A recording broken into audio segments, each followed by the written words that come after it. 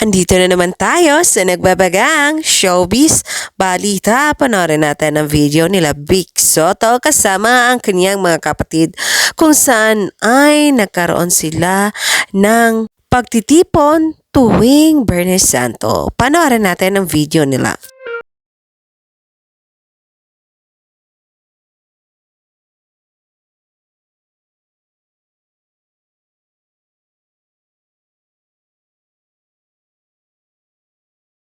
Nag-upload si Pauline Luna Sotto sa kanyang IG story kung saan ipinahagi niya sa kanyang mga fans ang mga naganap sa kanyang buhay. Isa na dito ang ibinahagi niyang pagtitipon ng mga Sotto tuwing Bernes Santo at ginagawa nila ito taon-taon. At ipinakita nga ni Pauline Luna Sotto na nagbabasa ng Bible ang magkapatid na Sotto nila sila Vic.